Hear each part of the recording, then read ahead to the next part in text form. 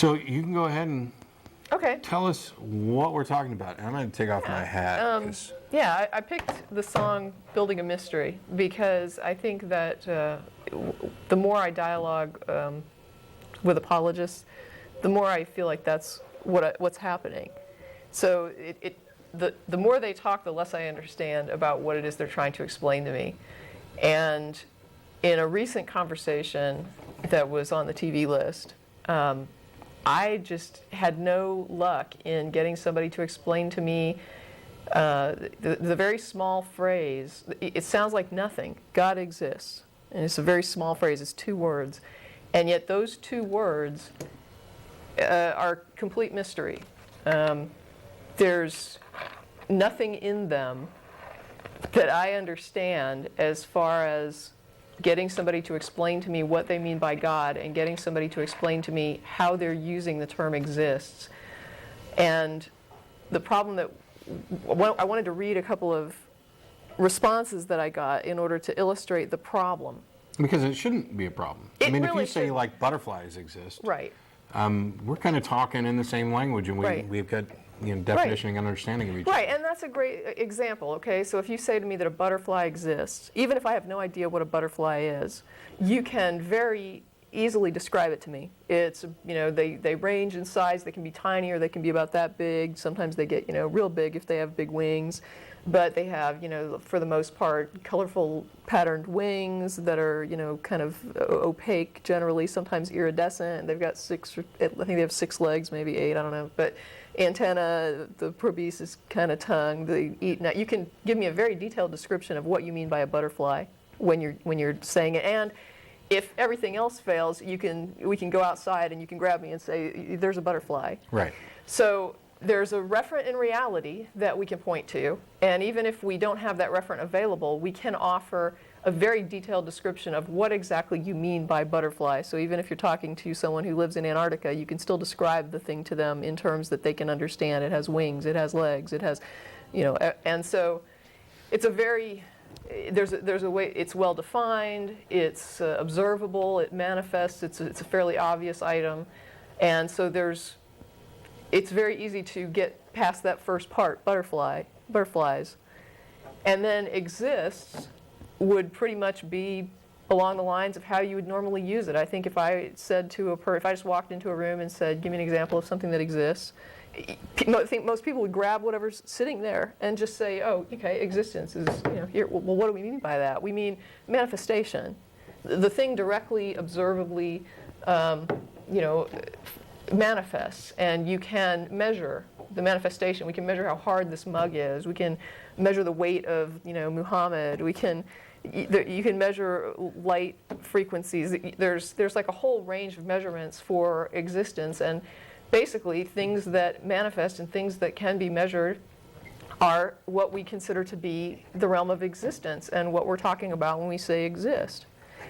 So when I get into a discussion with an apologist, we have 2 problems. The first one, of course, is that they're giving me the item, God, which has no external referent that they can generally point to. There are some exceptions to this, like the pantheists we use a lot, because they put forward that the universe is God, and so to them, all of this would be God. And on some level, that's almost like also a Hindu idea where you've got the divinity of everything. So, but you're putting forward that if everything is God to a person, I may or may not agree that I would call it God, but at least they're able to communicate to me what they mean by the term God. Right, and it's the same is true for like Greek and Roman myths, where they had these anthropomorphized beings who had specific domains and specific responsibilities. Right. This is the god of war, and he can Right. do this, and this is the god of thunder, and he can do this. And somebody pointed out, and I think it kind of meshes really nicely, is that even something that we have no reason to think exists, like unicorns, we can still come up with a description for. We can Right. still say, this is what a unicorn is. This Right. is what I mean when I'm using the label. Right, and that's actually a really good something that needs to be touched on, is that ideas exist, but they exist in a way that most of us understand they're in our heads. Right. So a lot of times people will say, not everything that exists has like such an obvious manifestation. Sometimes you have a thing like love that, yes, there's this chemistry to it, but then there's this feeling and there's a manifestation of the action of love, and you can't really prove that I love you. I can act like I love you. But the point about love is that it is an internal idea. It is a man-made concept that each person holds the model of love in their own mind, and it is whatever you define it as. Now, of course, there's like general parameters to where we understand that it's, for example, not, you wouldn't confuse it with something like hate or jealousy, although some people might actually take someone else's definition of love and say that that's the equivalent of hatred, where someone might say, I loved my spouse so much that I murdered them because I couldn't bear the thought of them being with someone else. And to that person, that's what love entails, is some sort of an actual, connection that is ownership and that is, commitment, that you will kill them if they break that commitment or they break that sense of ownership that you're holding in with love. We talked about it before with particularly, and we obviously, I think most believers and most of us would agree that these people are deranged, that something got Right. wrong, but when you talk about a woman who kills her children in order to send them off to heaven quicker, from her perspective, she's doing something that Right. she thinks is loving and Right. not evil. But my main point She's is wrong, that but- if you really get around to asking people, what do they mean by love? How does love manifest? What does love entail? You'll find that there are different models and that people have different models of this. And one person's love is another person's monstrosity.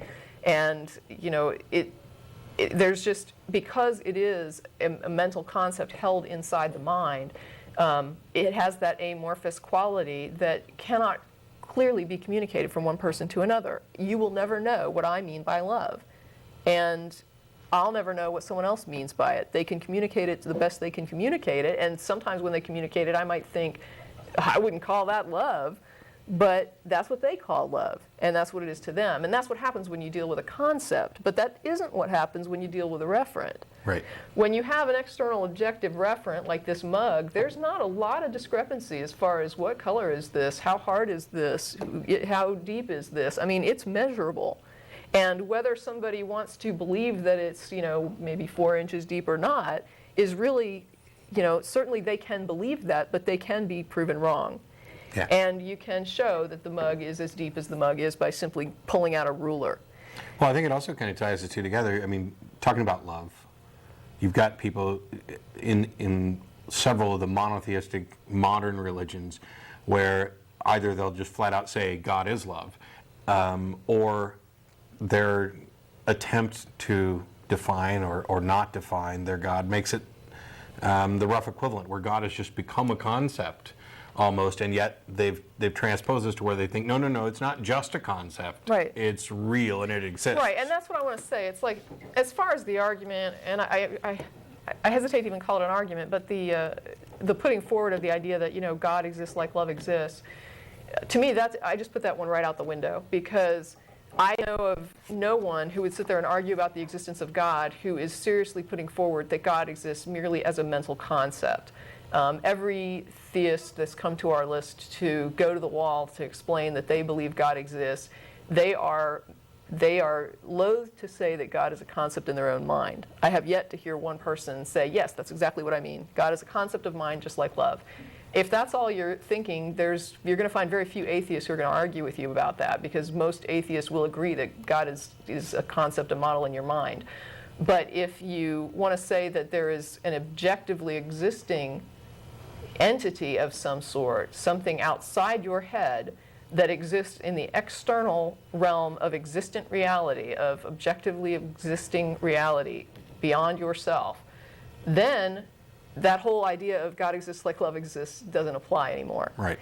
So now we're looking at an objective reality, which is a measurable reality, and where the way that we know and test a concept, so if me and Matt get into an argument about whether or not this mug is deeper than 2 inches or not deeper than 2 inches, it can be resolved. We simply have to examine the mug, measure how many inches deep it is, and we will know who is correct and who is incorrect.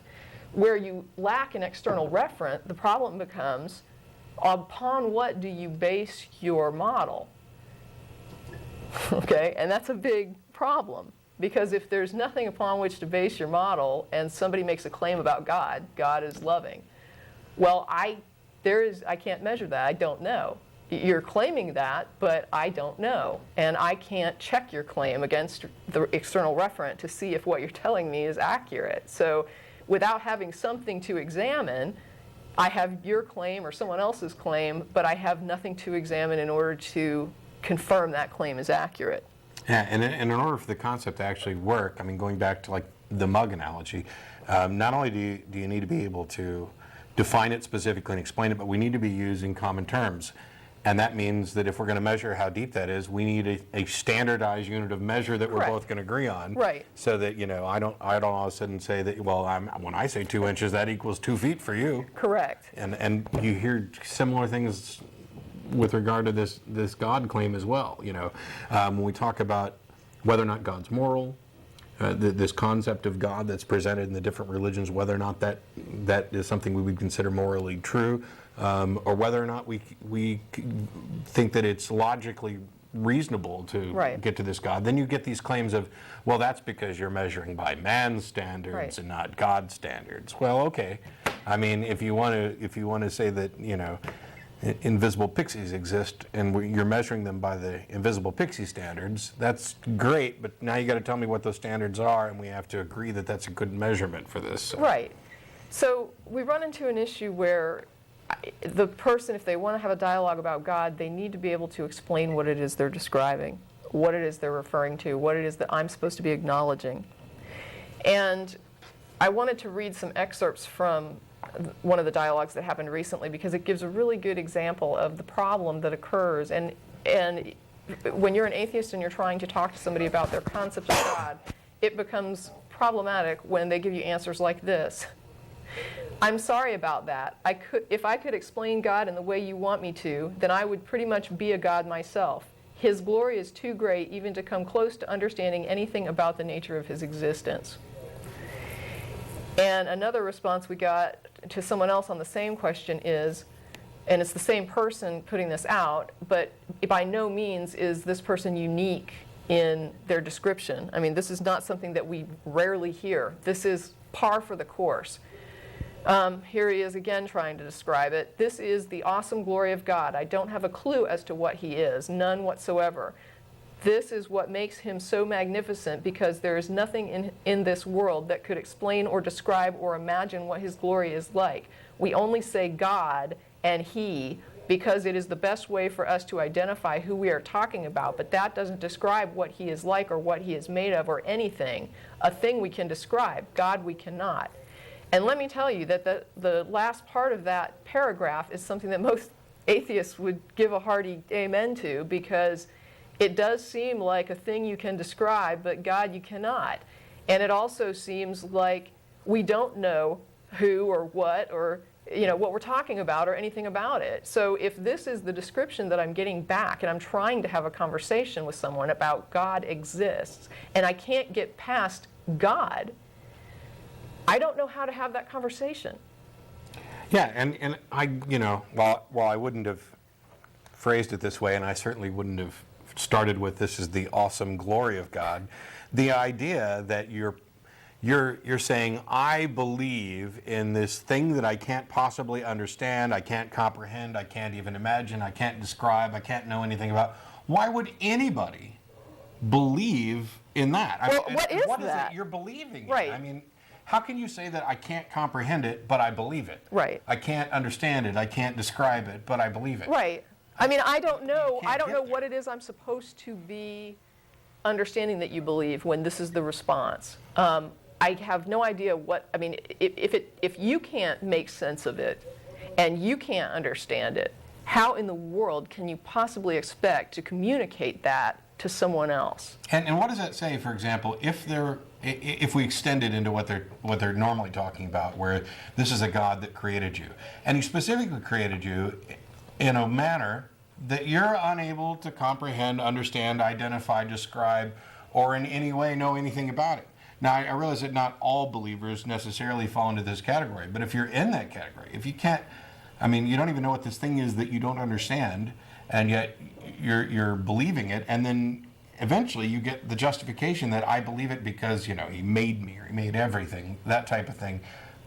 Well, how do you know that? How do you know there's any there? I mean, it's just, it's maddening. Well, I mean, it's basically a description of nothing.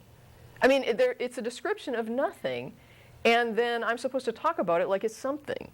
And I don't know how to do that. And I think that's what I'm trying to say today is there is a definitional divide, I think, between like apologists and atheists that it's no wonder to me that communication doesn't happen or that it's so difficult when a person who is offering that sort of a description for God does not understand the non-information they're providing. They're providing me a whole bunch of words and saying nothing. They're describing nothing. They have given me zero information in that paragraph. They've just spent an entire paragraph explaining to me why they can't explain to me God, and yet they want to dialogue with me about God. Well, if I want to have a conversation with someone about God, they have got to be able to tell me what they're talking about. If you can't tell me what you're talking about, there cannot be a conversation. So I would say before you approach somebody to discuss your God, you need to sit down and do some reflection and try to figure out what you mean by that word, specifically what you mean. And I also don't mean what do you think God does. I mean, what do you think God is? Because what you think God does is really irrelevant until there is shown to be a God that is.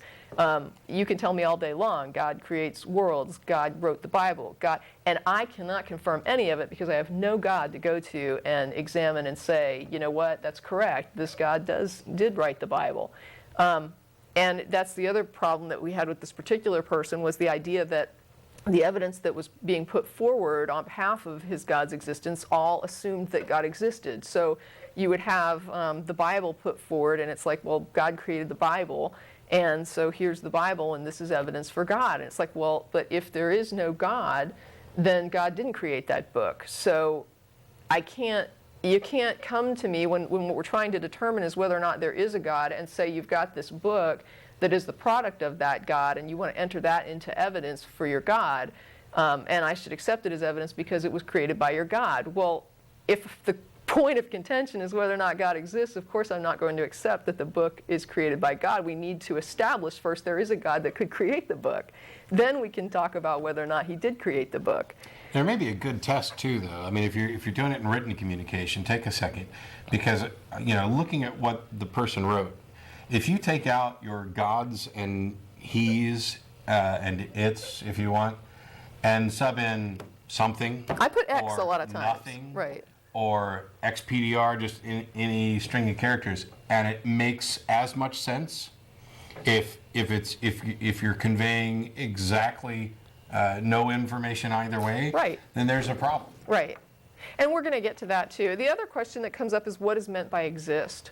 So we go through the whole thing with God. We can't define God. We don't understand God. I have no more information about God. And then I'm wondering, if you can't give me any data and you have no way to measure, to examine, then what do you mean by exist? Because when I use the term exist, I'm talking about the measurable objective reality around me.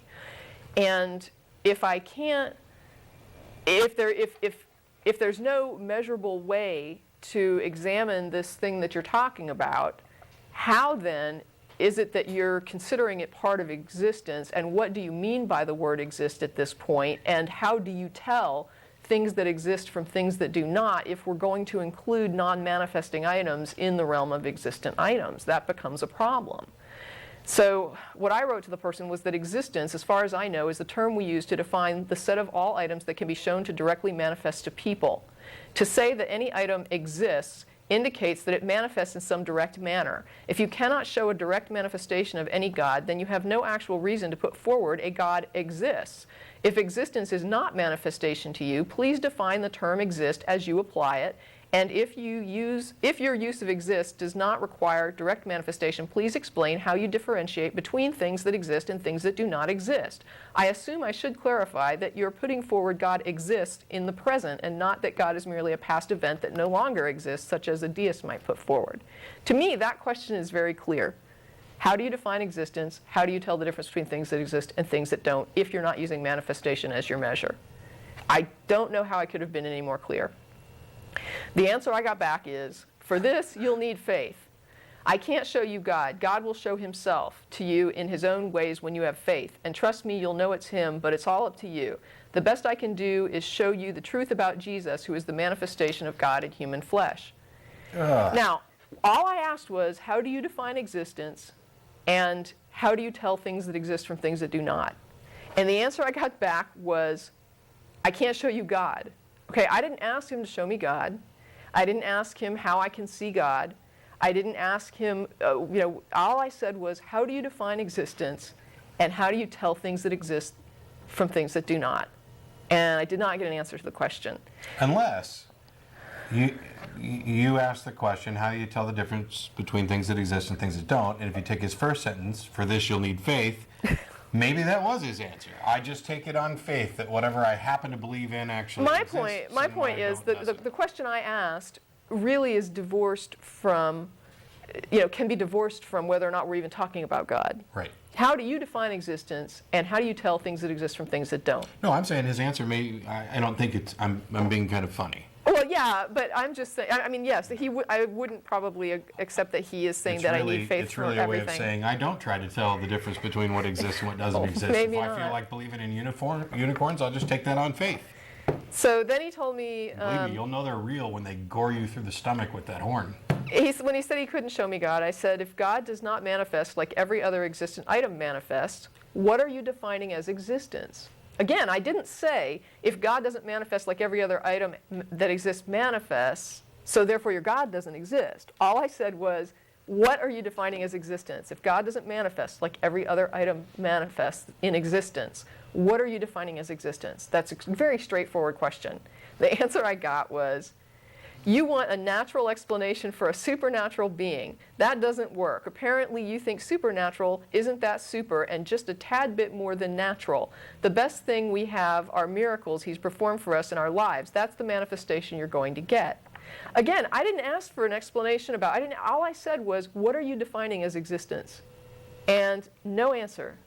No answer. I get more of an apology about God and why you can't. And I'm not asking him, why can't we see God? I'm saying, what are you defining as existence? And I got no answer. I don't know what he means by existence.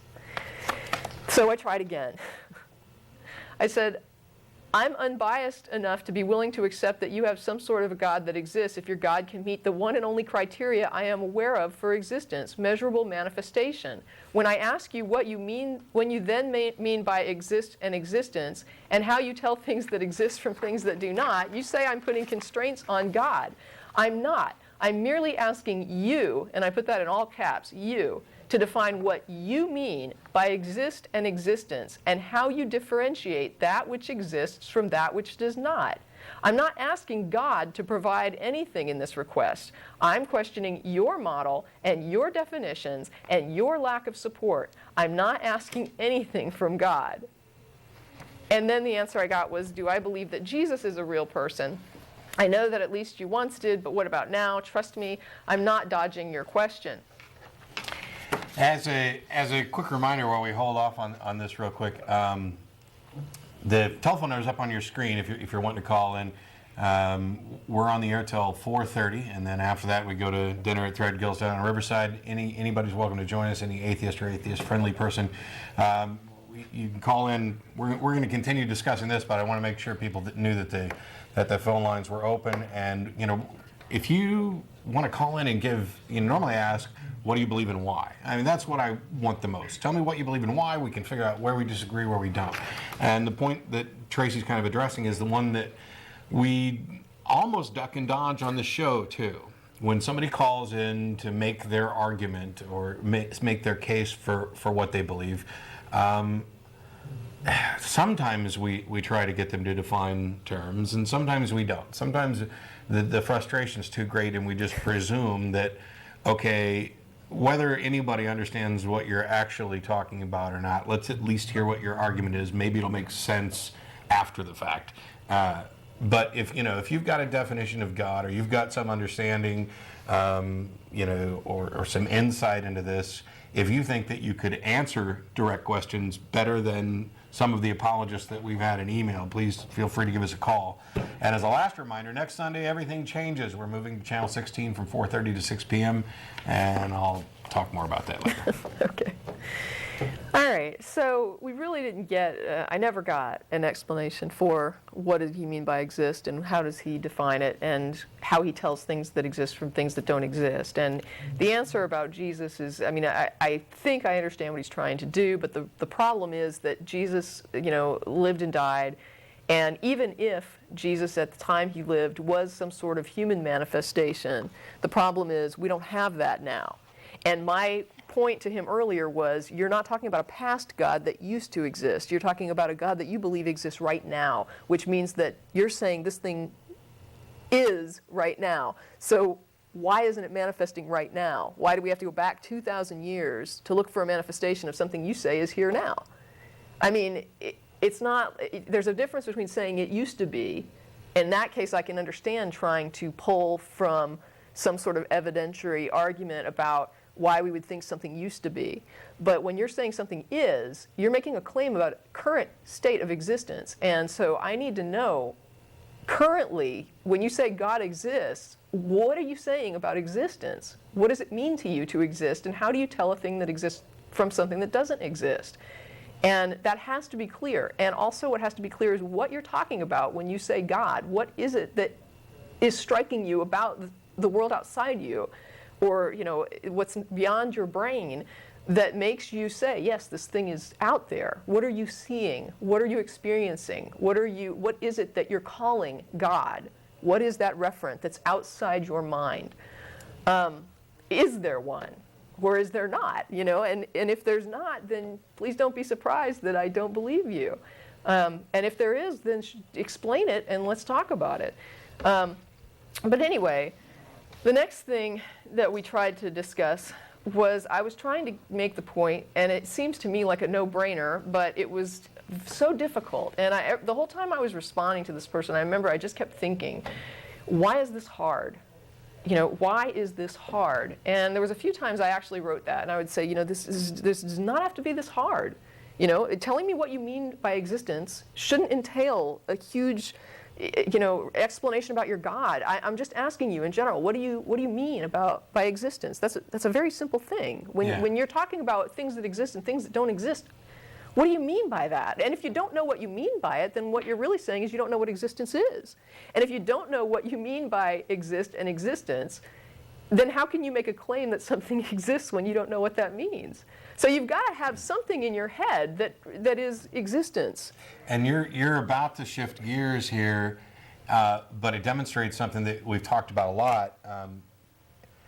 I apologize to the regular listeners who are fans of the show, sympathetic, and who have emailed and not gotten a response.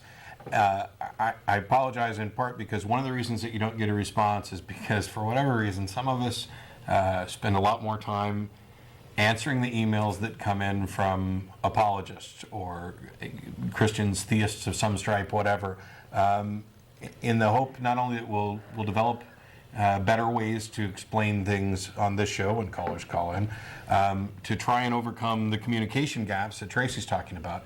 But what this letter is fairly typical in a couple areas, not just in the inability to answer a question or communicate a point or come to some common ground in order to have a discussion, but it goes from point to point to point without any concession at all of, I understand this now, or I disagree but I have a question about something else. It's this meandering, they've presented their case, we've offered some response, and then with no acknowledgement they move on. When Jeff D was on the show, that didn't fly ever. It was, and Ashley pointed it out to me today and reminded me, and it was, no, until you answer the question, or until you address that point, or acknowledge that we've made a point, or we're not moving on. You don't get to give up on your first argument and then move on to the Big Bang and evolution and any other thing that you can do when we haven't even gotten past the basics. And in this case, we're having a difficult time even getting the basics of two words. Right. Which, that are at which the crux are of everything. which are the entire claim. Yeah. I mean, there's only two parts to the claim. God exists. And the person can't tell me what God is, and they can't, and they're using exist in a way that is obviously not the standard way that it's normally used, but they won't tell me how they're using it. So I have no idea what the claim means. When you're telling me God exists and you cannot explain to me what God is, and you cannot tell me what you mean by existence, I don't know what you're claiming. Yeah, and if I you try can't- to assume, Yeah. if you try to go with like a generalized definition of God, Right. In order to get to specifics that they can't do, inevitably, without fail, they'll come back, well, that's not the God that I Yeah, thought. that will You're consistently. unfairly putting words Yeah. in my mouth. That- Well, if you won't put them in there, then we're done. Right. That will consistently bite you in the ass to Yeah. make an assumption about what somebody means when they say God. Because I guarantee you, I have not met two theists who mean the same thing by that word. I have not met the two theists that worship the same God. And the next thing that I was trying to explain to the person was that things that do not exist cannot be the cause of other things.